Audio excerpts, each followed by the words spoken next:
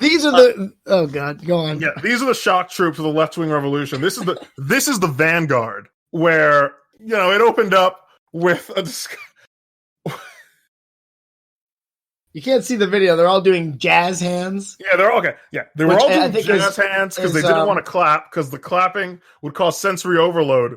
Sensory overload was brought up twice. One person who asks people to please not do side chatter because it gave him sensory overload and made it hard for him to focus. And then when he said that, he made the mistake of referring to the crowd as guys, which caused another person who I swear to God was out of breath to say, please do not use gendered language. Like you ran up to the mic or something. He was just huffing and puffing. No, he's one of those people who's just always out of breath. just some sweaty man. Please do not use gendered language. We're trying to have a revolution here. Just that South Park parody of Rob Reiner. Yeah, exactly. I don't know what's scarier.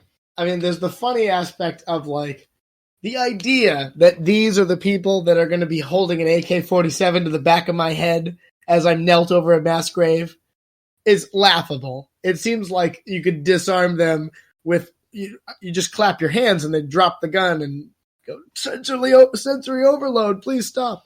But on the other hand, if these people took control of the world, let's say, and it seems like in many ways they slowly are taking control, or they already have control over all the major institutions in this country, think of the grim dystopia that would arise. Murray Rothbard had this point about how in the New Left days they had the direct democracy hippie people, and you would go to their meetings and their whole life would become the meeting because everything has to be voted on and everyone gets a say and it's point of order. And next thing you know, the debates become about how we're going to have the debate, so that you could never actually plan your socialist world because you couldn't get past the point of planning the meeting. And I saw that, and it was like a flash of the future, and I don't like what I saw, which is a future in which our whole life becomes that.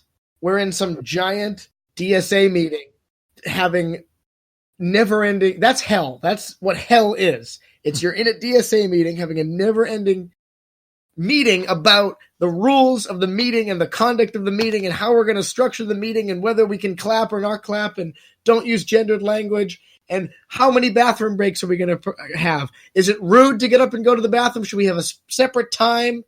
Are we going to go to a communal bathroom? This is why Nick Sarwark runs a Libertarian Party with an iron fist, because he can run a meeting completely autocratically. Nick Sarwark is the man between us and that. We need to thank him. He stands on the wall like Colonel Jessup, and he's the one that guards that wall with that gun to keep us from the libertarian version of that, which is that big fat guy stripping down and dancing.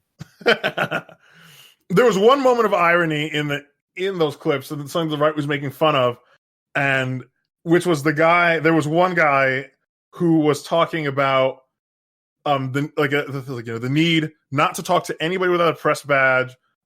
It's weird. They were live streaming the event, but they were still maintaining don't talk to reporters without a press badge. Don't talk to anyone who claims to be quote unquote independent media, because it's probably Breitbart or InfoWars or Liberty Hangout or whoever. And don't talk to cops. And that don't talk to journalists thing was hilarious, because it's don't talk to journalists, especially right-wing journalists, because they're just going to try to troll you into saying something stupid so that they can own the libs. Except it's too late. There's nothing you could say to Breitbart that would be funnier than just a simple recording of the meeting. Yeah. It was a good effort. But as it turns out the game was rigged from the start. Also, how weird is that an organization, a political organization whose goal is world domination, and they don't want you to talk to the media. We don't want to get our message out there because don't talk to media. Don't talk to unapproved media. So who's approved media? Probably, usual suspects. Yeah. CNN, MSNBC, I mean, I know what they mean. I'm not going to pretend. I'm not going to sit here and act like I don't know what they mean. Obviously, InfoWars did not get a press pass, but I have no doubt that InfoWars had a correspondent there, probably with tape over the mic, or with it, or maybe nothing but the mic saying he worked for InfoWars, and he was going to go around sort of innocently asking questions, and like, hey, and edit together the dumbest people's response. Yeah, what do you think of Venezuela? And just like, I was like, do you hear all these? I talked to all these loser libtard cucks at the DSA convention, and they all think that it's the sanctions' fault that Venezuela's poor. Actually, it's because Maduro was personally stealing their toilet paper. Ha ha ha. And so if I ran the meeting, I would be like, just don't talk to these people. Like, if they don't have a pass, just don't talk to them. I'm not going to sit here and act like that's a dumb thing. I guess. But it does upset me that these people have way more control than, for example, our side. And if they had their way, they would be holding an AK-47 to the back of my head with their hands shaking like a woman in a Lifetime original movie who turned the gun on her abuser, with tears streaming down their face, and they would shoot me in the back of the head because I called them he. And my last thought would be, this is such a fucking silly way to die. Yeah. Speaking of technically reasonable precautions, my favorite member of Congress was banned from Israel, and Rashida Tlaib, who is not my favorite because she's not that interesting, was double banned from Israel. By which I mean she's a Palestinian, but then as a congresswoman, I guess she would just be able to get in. But then Israel doubled down and said, actually, we're double banning him. Donald Trump finally fulfilled a long-standing promise to his base, taking active measures to prevent hostile foreigners from getting into his country. Oh wait, no, that's not true. He didn't do that, but he did personally tweet. I was about to say he personally called, but that's not how Trump communicates. He publicly tweets. He tweeted out that if Israel allowed Ilhan Omar and Rashida Tlaib to come into the country, that it would be a display of weakness. So they were banned from the country. Which, again, seeing as both of them support boycotting the country, and both of their itineraries said that they were going to Palestine, however accurate that may have been, it's like kind of one of those surprise Pikachu face moments. Like, why didn't they let us in? Like, because you were going to use the trip as a PR move against them. Yeah, we can talk for all day, and I'll happily do so about the many quirks of the American relationship with the state of Israel. But if you're going to be criticizing it, you can't just go there and have them rubber stamp it. Like, what kind of own goal is that? Makes sense.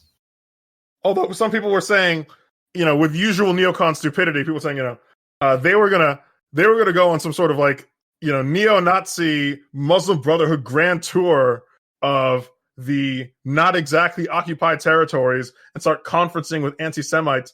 They were only going to be talking to Muslims, and they weren't going to talk to. They were going to avoid Jews anywhere they went, and just to make Israel look bad, which was obviously blatantly untrue. And Ilhan Omar and Rashida Tlaib both, just to debunk that, just put up their itineraries and showed that Rashida Tlaib was going to visit her grandmother, who by definition is Muslim. So I suppose she's going to spend if you're going to go if you're going to go to Palestine, you're going to be spending time with Muslims. But they showed no, we're going to several Christian organizations. We're going to be going to Jerusalem, and they're going to go to the these interfaith dialogue groups or whatever, which is where a bunch of Palestinians and Jews get together, discuss how much the situation sucks for one of them more than the other, and then they part ways and nothing changes. But in Rashida Tlaib's case, it was really interesting because she had said, so first she was banned, so she was banned from the trip, and then she personally wrote a letter to the Israeli foreign minister saying that she would be willing to promise not to endorse BDS, that is the boycott, divestment, sanction movement, during the trip to Israel. The big thing that would keep her out. Wait. Sorry. The boycott, divest, sanctions movement? Yeah. Yes. BDSM? Yes, the BDSM. Is that correct? Yes, that's exactly correct. Remember what I was saying before about how Palestinians never fail to pick the wrong side? Okay. They just somehow managed to what a bad analogy. Yeah, to do everything wrong to the point where their resistance movement is called, their nonviolent resistance movement is called the BDSM. Yes, that's exactly right. That's almost as bad as England naming its public broadcasting company BBC. The BBC. Yes. Yeah. Okay. So she promised not to engage in any BDS activities or endorsement during the trip if only she could see her grandmother. The Israeli foreign minister responded and saying, okay, we'll let you come visit your grandmother, but not only can you not endorse the BDS, you can't actually say anything bad about our country at all. And then Rashida Tlaib then said, okay, in that case, I'm not going. Which on the one hand indicates, yes, that she planned on going, not like she withdrew on the most, that's not the most extreme position. She was going to withdraw on the most extreme position she happened to hold and just, can I visit my grandma? And Israel said essentially, oh, you can visit your grandmother, but you're not going to be visiting as if you were, a United States congresswoman. You're going to be like a normal Palestinian going through the normal process of living like you're in a military occupation. You think just because you moved to America and are a member of the government that you have special rights in our country? Don't forget who you are, woman. You are a Palestinian, and when you come to visit your grandmother, you won't say anything bad about us. I mean, that was a deal they offered her. So Rashida Tlaib said, actually, you know what? I'm just going to not go. And her grandmother likewise I think she said, may God curse Donald Trump or something along those lines. Yeah. Yeah. I didn't tell any jokes. There wasn't really a joke. But yeah, that's what happened. But is there anything you'll have to say about this, Dan, actually? I almost never have anything to say about this. Now, back on the Trump end, Trump said some very fascinating things. I mean, unbelievable. Trump then talked about how the squad, that is Ilhan, Omar, Rashida Tlaib, and some other people, are the new face. Oh, AOC. There's someone else. There's a black chick. The pretty one, Presley. Okay, yeah. How they were the new face of the Democratic Party, and they were anti-Israel and anti-Semitic. Oh, no, he said they have great hate for the state of Israel, something along those lines. Great hate. What a phrase. Yeah, he said, if you're a Jewish person, if you vote for this Democratic Party, he said it shows either, I think he said it shows great lack of knowledge, something, or great disloyalty. Ooh, yikes. So that's Donald Trump saying that if you vote Democrat, you are disloyal to Israel. But apparently, if you're an American citizen who happens to be Jewish, you can demonstrate your loyalty to Israel by voting Republican. That's not me. That's not me trying to view Trump's words in the most uncharitable way possible. Although that's fun usually, although not for Trump because everybody does it. No, I mean, Donald Trump really said if you are a Jewish person and you vote Democrat, that is disloyalty. And contextually, he had to mean disloyalty to Israel. That's not dabbling in tropes. That's not dabbling. You jumped into the pool, right? He's swimming in tropes. Okay, and he's swimming in tropes, so? Yep. The thing is, this is a trope that only goes one way. Because if you imply somebody that they have dual loyalty or something because they're Jewish, that's being anti-Semitic because it's implying that you have some sort of duplicitous nature to you. But what he's doing is akin to saying that it's hard. That's what Donald Trump does to us. At a certain point, he's saying unless you want to sound like Jewish, a dummy, you should care about Israel. So much so that you would vote whether or not a party is supportive of it. Although I don't see that as any different than anything that Republicans already say, because they all already say that if you're an American, you should support Israel, and you should only vote for someone. Both parties actually say this, that you should only vote for people who support Israel. Israel is treated as though it were a state. It's actually treated above that because there's nobody who says, now, when you say California, treated as if it were a state, you mean treated as if it were a state in the Union. In the Union, yes. Yeah. And like a high-level state.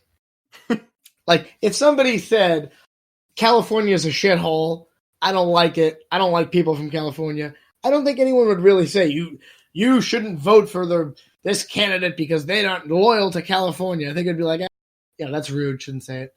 Whereas with Israel,